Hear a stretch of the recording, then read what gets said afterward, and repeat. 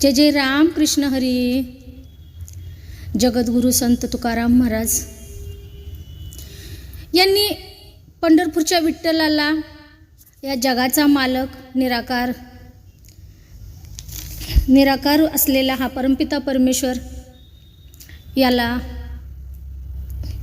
एवढं स्वतःला वाहून घेतलं होतं की त्यांनी देहभान त्यांचं हरपून जायचं. विठ्ठलाची भक्ती करत असताना, देवाचं नामस्मरण करत असताना ते तल्लीन होऊन जायचे आणि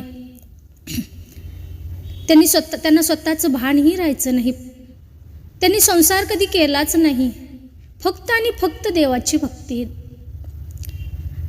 देव माझा आणि मी देवाचा, याशिवाय त्यांना दुसरं काही सुचतच नव्हतं.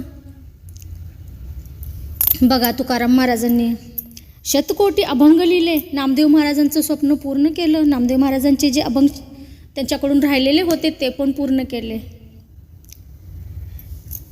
संत तुकाराम महाराज यांनी वैराग्य पत्करलं होतं.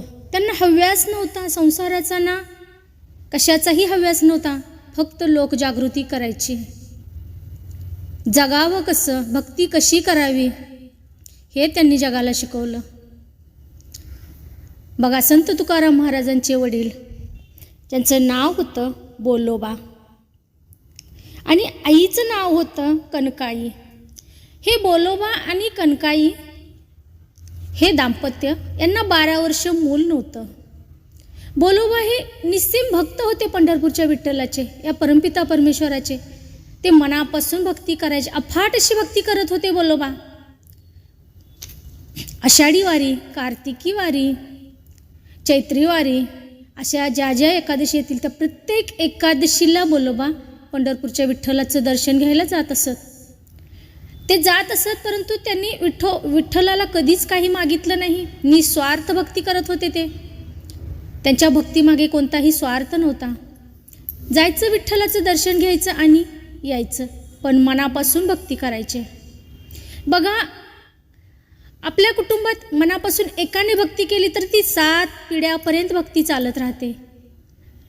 बघा, बोलोबाने एवढी मनापासून भक्ती केली, निस्वार्थ भक्ती केली. त्यांची पत्नी प्रत्येक वेळेस त्यांना म्हणायची, मला यायचं आहे पंढरपूरच्या विठ्ठलाचं दर्शन घ्यायला. परंतु त्यांना वाटायचं की मी जर पत्नीला घेऊन गेलो तर ती विठ्ठलाला काहीतरी मागेल. कारण स्त्रिया अशाच असतात, त्यांना हव्यास असतो, त्यांना काहीतरी देवाला मागावं वाटतं. माझी भक्ती केलेली वाया जाईल म्हणून ते आपल्या पत्नीला पंढरपूरला घेऊन जात नसत. परंतु तिला 12 वर्ष झाले तरी बाळ नव्हतं, म्हणून तिला वाटायचं की आपण विठ्ठलाचं दर्शन घेऊन आलो तर आपल्याला बाळ होईल, आपल्याला संतान होईल. एक दिवस ती म्हणते, मला यायचं आहे विठ्ठलाचं दर्शन घ्यायला, तुम्ही मला का नेत नाही? तेव्हा बोलोबाजी म्हणतात, ठीक आहे, मी तुला घेऊन जाईन, परंतु एक माझी अट आहे.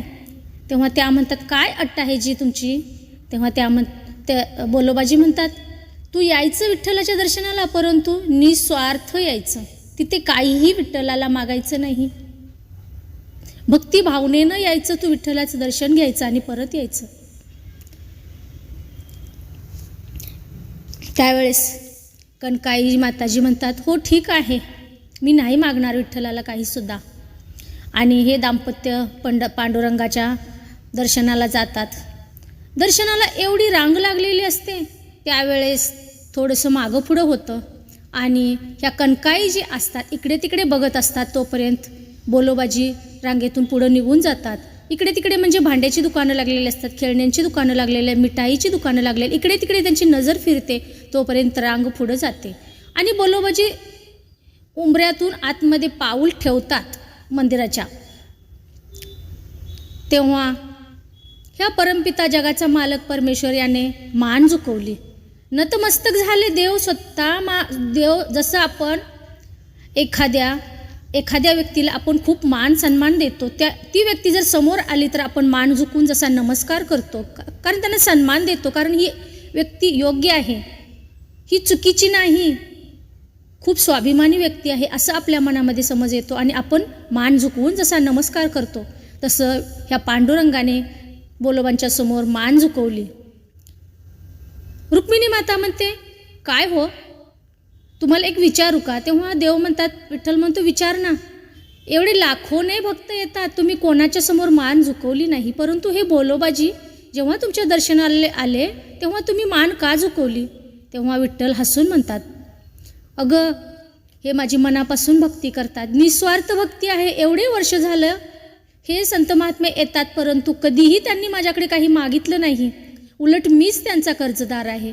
जसं एखाद्याच्या घरी कर्जदार गेल्यानंतर समोरची व्यक्ती नम्रपणाने मान खाली घालून बोलत असते, कारण आपण त्यांचा ऋणी आहे, आपल्याला यांचं द्यायचं आहे म्हणून तो स्वाभिमानाने नम्रपणाने बोलत असतो. त्या पद्धतीने विठ्ठलाची मान खाली झुकलेली होती. तेव्हा विठ्ठल रुक्मिणीला उत्तर देतात, अगं या संतांनी माझ्याकडून कधीच काही मागितलं नाही, उलट मीच त्यांचा ऋणी आहे. मी त्यांच्यासाठी आतापर्यंत काहीच करू शकलो नाही. त्यांनी काही मागितलं नाही आणि मी काय त्यांना दिलं नाही. बोलोबाजी दर्शन घेतात आणि मागच्या दरवाजाने बाहेर जातात. आपल्या पत्नीची म्हणजे कणकाईची वाट पाहत थांबलेले असतात. कणकाई रांगेतून पुढं पुढं येत असते. तिचा पण जेव्हा विठ्ठलाच्या दर्शन घ्यायला उंबऱ्याच्या आतमध्ये ती पाऊल ठेवते आणि विठ्ठलाचं दर्शन घेते, तेव्हा तिच्या मनात येतं की आपण देवाला एक संतान द्या असं मागावं. परंतु तिच्या लक्षात येतं की आपल्या पतीने आपल्याला देवाला काही मागायचं नाही, निस्वार्थ सेवेने आपण देवाचं दर्शन घ्यायचं आहे, निस्वार्थ भावनेने दर्शन घ्यायचं आहे असं आपल्याला सांगितलेलं आहे. आपण काही मागायचं नाही असा मनात विचार करते आणि ती देवाचं दर्शन घेते. तेवढ्यात विठ्ठल म्हणतात, विठ्ठलाला वाटतं की आपल्या भक्ताची ही बायको आहे आणि हिच्या मनात काय आहे आपण विचारू. तेव्हा देव बोलतात, कणकाई तुला काय पाहिजे माग. तेव्हा तिच्या मनात येतं की आपण काहीही मागायचं नाही, पतीचा आदेश आहे तर आपण काहीही देवाला मागायचं नाही. परंतु ती मनातल्या मनात बोलते, मला आयुष्यात काहीच नको आहे, फक्त मला एक बाळ पाहिजे आहे, मला एक संतान पाहिजे आहे, मला एक आई व्हायचं आहे. कोणत्याही स्त्रीची एकच इच्छा असते की आपण आई झालं पाहिजे. तिचं स्वप्न असतं आयुष्यातलं, पहिलं स्वप्न तिचं आई होणं असतं आणि खूप खूप महत्त्वाचं स्वप्न असतं स्त्रीचं. तसं कणकाईने मनातल्या मनात बोलली की मला काहीही नको, मला फक्त आई व्हायचं आहे. परंतु देवाकडे काही मागत नाही, ती मनात विचार करत असते.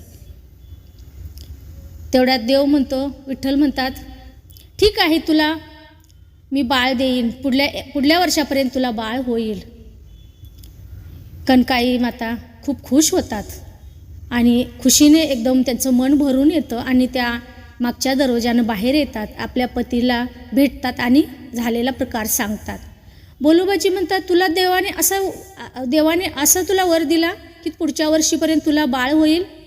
तर कणकाई बोलतात, हो मला देवाने बोलले की तुला पुढच्या वर्षीपर्यंत बाळ होईल, न मागताच देवाने मला बोलले. बोलोबाजी आपल्या पत्नीचा हात पकडून मंदिराच्या समोर जातात आणि म्हणतात, या विठ्ठलाने तुला बोललं का तुला बाळ होईल म्हणून? यानेच बोलला का तुला? तेव्हा कणकाई म्हणतात, हो मला यानेच बोलले की तुला बाळ होईल पुढच्या वर्षीपर्यंत. मग त्याला सांग की तू मला बाळ असं दे की मला झालेली पुत्रप्राप्ती जी असेल तिचं 3 लोकांमध्ये झेंडा लागेल. पुत्र हो ऐसा ज्याचा 3 लोकी झेंडा असं म्हणतात. तेव्हा विठ्ठलाने तसंच होईल असा त्यांना आशीर्वाद दिला. आणि बघा हे संत तुकाराम महाराज 1 वर्षाच्या आत त्यांना पुत्रप्राप्ती झाली आणि त्यांनी 3 लोकांमध्ये खरंच झेंडा लावला आणि शतकोटी अभंग लिहिले. त्यांनी जनजागृती केली, लोकांना सर्व अंधश्रद्धामधून मुक्त केलं. कोणत्याही अंधश्रद्धा पाळू नका, कसं जगायचं, कसं राहायचं, कशी भक्ती करायची, कोणत्या मार्गाने भक्ती करायची हे सर्व त्यांनी जगाला शिकवलं. गावोगावी जाऊन कीर्तन केले, भजन केले. संत तुकाराम महाराज यांनी खूप म्हणजे खूप, सर्व संतांच्या मध्ये संत तुकाराम महाराज यांना खूपच मान सन्मान दिला जातो. खूपच चांगलं कार्य महाराजांनी केलं. त्यांचा एवढा छळ झाला परंतु ते डगमगले नाहीत, ना कोणाला उत्तर दिलं नाही, निमूटपणे त्यांनी सहन केलं. परंतु आपलं कार्य करण्यास ते थांबले नाहीत, आपलं कार्य करणे त्यांनी चालूच ठेवलं. ते कोणाला घाबरले नाहीत. लोकांना वाटत होतं की आपण छळ केला तर संत तुकाराम महाराज अभंग लिहिणं बंद करतील, परंतु संत तुकाराम महाराजांनी तसं काहीही केलं नाही. अभंग लिहिणं सुरूच ठेवलं. बघा, तुकाराम महाराज यांच्याविषयी आपण आतापर्यंत भरपूर व्हिडिओ बनवले. प्रत्येक व्हिडिओमध्ये आपण तुकाराम महाराजांचं गुणगान गायलं. असे ते संत होतेच.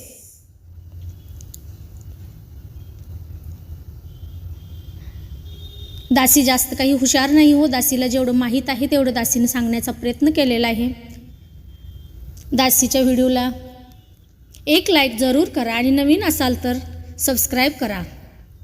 चला तर भेटू पुढच्या व्हिडिओमध्ये. तोपर्यंत जय जय राम कृष्ण हरी एवं धन निरंकार जी.